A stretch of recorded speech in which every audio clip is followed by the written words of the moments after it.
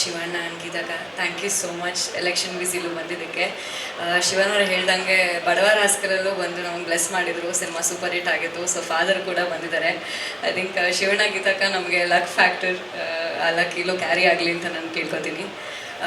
Father cinema ನನ್ನ ಕರಿಯರಲ್ಲಿ ತುಂಬ important, ಯಾಕಂದರೆ ನಾನು ಕೃಷ್ಣ ಅವ್ರ ಜೊತೆ 3ನೇ ಬಾರಿಗೆ ಮತ್ತೆ ಕಾಣಿಸ್ಕೊಳ್ತಾ ಇದ್ದೀನಿ.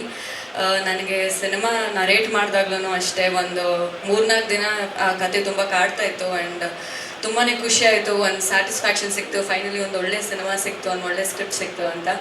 ಆ್ಯಂಡ್ ಆರ್ ಚಂದ್ರ ಸರ್ ಅವರ ನಿರ್ಮಾಣದಲ್ಲಿ ಆ್ಯಕ್ಟಿಂಗ್ ಮಾಡೋದಕ್ಕೆ ತುಂಬಾ ಖುಷಿ ಆಗ್ತಾ ಇದೆ.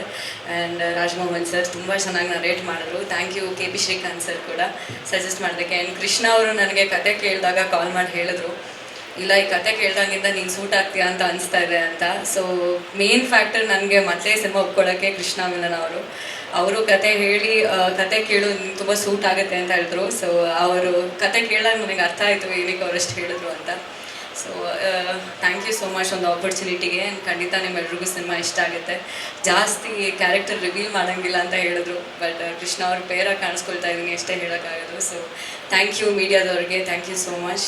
ನಿಮ್ಮ ಪ್ರೀತಿ ಮತ್ತು ಹಾರೈಕೆ ನಮ್ಮ ತಂಡದ ಮೇಲೆ ಹೀಗೆ ಇರಲಿ ಅಂತ ಕೇಳ್ಕೊತೀನಿ. Thank you. Thank you madam.